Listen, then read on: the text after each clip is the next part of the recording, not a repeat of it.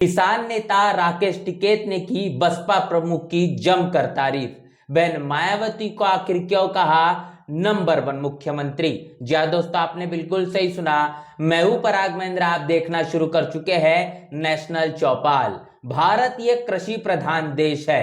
बड़े पैमाने पर भारत में लोग कृषि के मुताबिक अपना जीवन व्यापन करते हैं, लेकिन किसानों की जो समस्या है उसका निवारण आजादी के 75 साल होने के बावजूद भी पूरी तरीके से नहीं हो पाए हैं। अगर बात करेंगे महात्मा फुले की, तो इन्होंने एक किताब लिखी जिस किताब का नाम किसानों का कोड़ा है। जिन सवालों को महात्मा फुले के जरिए इस किताब में उठाए गए हैं उनके जवाब आज तक नहीं मिल पाए हैं। देश में ऐसा कोई दिन नहीं बीतता जहां पर किसानों की आत्महत्या की खबरें देखने को ना मिले। इसके साथ साथ ये देखने को मिला कि जब एमएसपी लागू करने की जब बात आई, 3 काले कानून जिस मुताबिक किसानों के नजरिए से लाए गए थे, उस समय भारतीय जनता पार्टी के खिलाफ इस देश के अंदर किसानों ने तकरीबन 15 महीने तक अपना अनशन चलाया। एक ऐसा अनशन जिसने विश्व रिकॉर्ड तक बनाया, जहां पर कृषि प्रधान देश कहने वाले भारत के किसानों को 1.5 साल तक तकरीबन 15 महीनों के भीतर भीतर अपने इस आंदोलन को निरंतर जारी रखना पड़ा। उसके बावजूद भी देश में चलने वाली भारतीय जनता पार्टी की सरकार के जरिए किसानों को फकत आश्वासन ही दिया गया है, और अब भी किसान अपने तमाम मुद्दों को लेकर रोडों, रास्तों और सड़कों पर कर अपना आंदोलन दर्ज करने का काम करते हुए आए दिन दिखाई देते हैं। ऐसे में किसान नेता राकेश टिकैत के जरिए एक प्रेस कॉन्फ्रेंस की गई, जिस प्रेस कॉन्फ्रेंस में तमाम उन सरकारों को याद किया गया है जिन्होंने किसानों के हित में लंबे और बड़े ही महत्वपूर्ण काम किए हैं। जिसमें जब राकेश टिकैत ने अनेकों नाम गिनवाए, जिसमें बहुजन समाज पार्टी की जब शासनकाल उत्तर प्रदेश में रहा, उस उत्तर प्रदेश के शासनकाल को राकेश टिकैत ने याद दिलवा कर कहा है कि बहुजन समाज पार्टी के शासनकाल में बहन मायावती जब मुख्यमंत्री थी, उस समय में जिस तरीके से किसानों को गन्ने के जो रेट है जो बढ़ाकर बना दिए गए, उनके हितों में जो कार्य हुए हैं, ये बात कहने की कहना होगा कि उत्तर प्रदेश में सबसे नंबर 1 मुख्यमंत्री अगर कोई रहा है तो वो बहन मायावती रही है। क्या कुछ राकेश टिकैत इनके जरिए कहा गया है, आइए आपके साथ रूबरू करते हैं। ठीक है, पहले तो बढ़ नहीं था, महात्मा मायावती महाराजों की सरकार है तो नंबर 1 को तो जोगी जी आवेंगे, लेकिन ये फसलों में भी नंबर 1 आ जा। अभी मायावती है नंबर 1 में फसलों में, ये नंबर 1 को आ जा। वही गन्ने का भुगतान ठीक करवा दे, हमारे फसलों के दाम ठीक करवा दे। आपने वीडियो में साफ तौर पर देखा कि किसान नेता राकेश टिकैत बहन मायावती की कैसे तारीफ करते हुए दिखाई दिए है।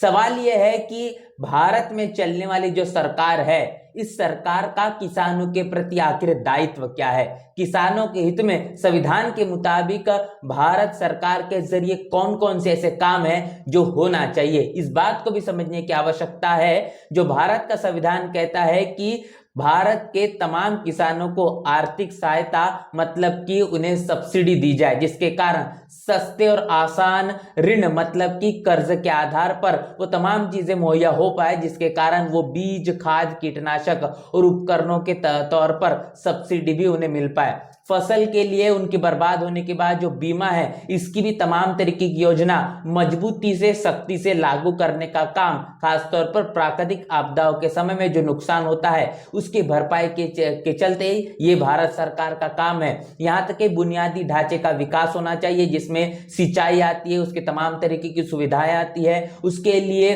किसानों को जो खेतों में लगने वाला जो पानी है वो किस मुताबिक मुहैया किया जा रहा है, बिजली कहाँ से दी जा रही है। ग्रामीण क्षेत्रों में बिजली की काफी ज्यादा समस्या होती है, सड़क नहीं पहुंच पाती, अनेकों प्रकार की जो समस्या है इसको निवारण करने का काम ये सरकार का होता है। मीडिया और बाजारों तक आसानी से सुनिश्चित तौर पर किसानों के बीच जो जानकारी है वो कैसे कीटनाशक और तमाम तरीके से होने वाले नुकसान को बचा पाए, ये भी सरकार का काम होता है कि किसान अपने तमाम खेतों को और उसके पैदावार को निश्चित रूप से सुरक्षा के आधार पर वो सब्जी मंडी तक पहुंचा, या फिर उसको अपने फायदे के आधार पर कहने के काम में ला पाए। यहाँ तक कि एमएसपी की जब बात आती है तो सभी फसलों के लिए उचित एमएसपी तय करने का काम भी सरकार का होता है और उसकी गारंटी भी देने का काम ये सरकार करती है। एमएसपी पर खरीद की प्रक्रिया जो है वो पारदर्शिता के आधार पर हो रही है या नहीं,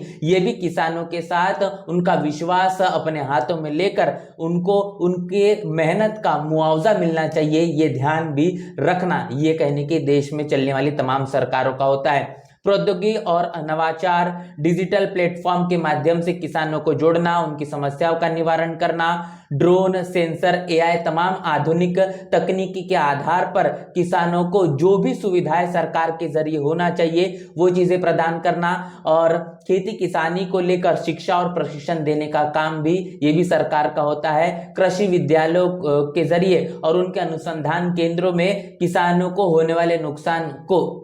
की भरपाई वो कैसे कर सके और उन तमाम नुकसानों को होने से पहले उसका बचाव वो कैसे कर सके, ये भी चीजें सरकार निर्धारित करती है। और बाजार सुधार, सब्जी मंडी की जो व्यवस्था है वो किसानों के लिए कहने की लाभदायक हो, उनके मेहनताना को जिस मुताबिक मिलना चाहिए उससे भी कम से कम दर में उन्हें ना मिल पाए, इसकी भी सुरक्षा, इसका ध्यान रखने का काम भी सरकार का होता है। जलवायु परिवर्तन होता है, पर्यावरण में जो बदलाव होता है उसकी जानकारी रखना, सामाजिक सुरक्षा, किसान संगठनों को बढ़ावा देना जिसके कारण किसान अपने आप को कमजोर ना माने, अपनी समस्याओं को लेकर वो सरकार के बीच आए और इतना ही नहीं तो समस्याओं को सुलझाने का काम भी सरकार के जरिए समय समय पर किया जाए। और नीतिगत जो सुधार है वो भी समय के चलते होना चाहिए। ये तमाम वो चीजें जो सरकार की नैतिक जिम्मेदारी होती है, जो कि भारत के रहने वाले तमाम वो किसान हैं, ये देश का संविधान कहता है और इसीलिए भारत को कृषि प्रधान देश कहा जाता है। लेकिन सवाल यह है इन तमाम समस्याओं का निवारण आधार किस तरीके से देश की सरकारें पारदर्शिता के आधार पर कर पा रही है या फिर नहीं, इसके पीछे की वास्तविकता आप जानने की कोशिश करेंगे तो आपको सवाल का जवाब मिलेगा बिल्कुल भी नहीं। और ऐसे में राकेश टिकैत के जरिए बहुजन समाज पार्टी का शासनकाल 2007 और 2012 के बीच जो चलाया गया उसको याद किया गया है। और बहुजन समाज पार्टी के शासनकाल में किसानों के हितों में क्या कुछ काम हुए हैं वो भी आपके साथ साझा करते हैं। तो बहुजन समाज पार्टी के शासनकाल जिस मुताबिक बहन मायावती के जरिए चलाया गया है, 2007 और 2012 के बीच कृषि ऋण जो माफ किया गया है और वित्तीय सहायता भी दी गई है, मतलब जो किसान है उन किसानों का कर्जा माफ किया गया है और साथ साथ उनके हुए नुकसान की भरपाई के लिए उनको आर्थिक तौर पर मदद करने का भी काम 2007 से 2012 के बहुजन समाज पार्टी के शासनकाल में हुआ है। छोटे और सीमांत जो किसान हैं उनके लिए पूरा का पूरा कर्जा माफ करने का काम किया गया है। उसके बाद किसानों को सस्ते ब्याज के दर में ऋण मतलब कि ब्याज मुहैया कर सरकारी बैंकों से उन्हें लोन देने की प्रक्रिया भी शुरू की गई, जिसके कारण किसान आर्थिक तौर पर जिस तरीके से कमजोर हो जाता है उसको मजबूती प्रदान हो। सिंचाई की सुविधाओं में विस्तार किया गया है और सिंचाई परियोजना के चलते इसके लिए बहुत ज्यादा जोर दिया गया। नहरों का निर्माण किया गया, पुरानी नहरें जो थी उनकी मरम्मत की गई है, जिसमें खासतौर पर बुंदेलखंड और पूर्वांचल जैसा सूखा प्रभावित जो क्षेत्र है वहां पर भी नहरों का जो है निर्माण किया गया, जिसके कारण ट्यूबवेल और पंप जैसी छोटी सिंचन योजनाओं के चलते सब्सिडी भी देने का काम किया, जिसके कारण जो छोटे किसान हैं उनको भी आसानी से लाभ मिल पाए। बिजली आपूर्ति काफी ज्यादा आवश्यक है क्योंकि छोटे किसानों के खेतों तक बिजली नहीं पहुंच पाती, इसीलिए ट्यूबवेल और तमाम तरीके की सुविधाओं का वो जो है फायदा नहीं उठा पाते। आखिर छोटे किसान कैसे मजबूत हो पाए, ये सबसे बड़ी प्राथमिकता बहुजन समाज पार्टी के शासनकाल में बहन मायावती के जरिए की गई है।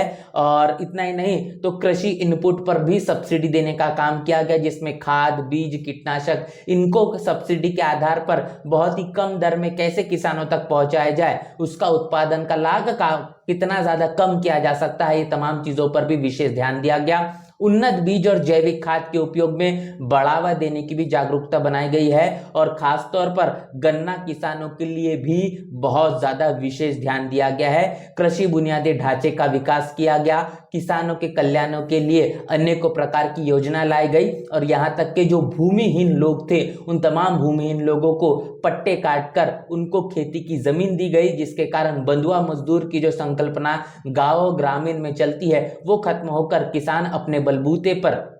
किसानी कर पाए, अपने भूमि पर किसानी करे और उसके फायदे में जो उसे उसके खेती किसानी से जो भी फायदा होता है, जो मुआवजा होता है, उसका वो खुद भरण पोषण अपने परिवार का भी कर पाए। ये तमाम चीजें मजबूती प्रदान करने का काम बहुजन समाज पार्टी के शासनकाल में किया गया और कृषि के लिए प्रशिक्षण के आधार पर जागरूकता फैलाने का काम भी ये बड़े पैमाने पर किया गया है। और बात करेंगे किसानों के गन्ना किसानों के लिए तो बसपा सरकार के दौरान गन्ने का जो राज्य SAP जो होता है वो समय समय पर बढ़ाया गया है। 2007 में जब बहुजन समाज पार्टी की जब सत्ता आई थी तो उस दौरान जो गन्ने का 1 क्विंटल का जो रेट था वो 110 से 125 रुपए प्रति क्विंटल था। और उसके बाद जब 2012 तक बहुजन समाज पार्टी का शासनकाल चला तो वो बढ़कर 240 से 250 रुपए प्रति क्विंटल तक पहुंच चुका था। ऐसे चमत्कारी तौर पर, यानी जिसका अनुमान नहीं लगाया जा सकता, इतने बड़े पैमाने पर इस गन्ना किसानों के लिए काफी ज्यादा असरकार और फायदेमंद तमाम बढ़ोतरी जिस मुताबिक देखी गई, जो आज भी बार बार याद किया जाता है। और इतना ही नहीं तो इसके पीछे का कारण ये था कि जो गन्ना किसान है या फिर जो गन्ना उत्पाद करते हैं वो तमाम लोग जिस मुताबिक आर्थिक समस्याओं का सामना कर रहे हैं, उनकी जिंदगी में परिवर्तन हो पाए और उनकी तमाम जो समस्या है वो समस्याओं का भी निवारण हो सके, इसी मंशा को लेकर गन्ना किसानों के लिए इस योजना को लाया गया। या फिर ये कहेंगे कि 2007 में प्रति क्विंटल का जो रेट था उसको बढ़कर बड़े पैमाने पर 240 से लेकर तो 250 प्रति रुपए क्विंटल तक पहुंचाने का काम किया गया है। तो इस पूरी की पूरी चर्चा बातचीत को लेकर और जिस मुताबिक राकेश टिकैत किसान नेता इनके जरिए बहन मायावती की जो तारीफ की गई है, इसको लेकर आपकी क्या राय है, क्या प्रतिक्रिया है, लिखकर कमेंट बॉक्स में जरूर बताएं। बने रहे नेशनल चौपाल के साथ, मिलते हैं नए वीडियो में, तब तक के लिए जय भीम जय भारत।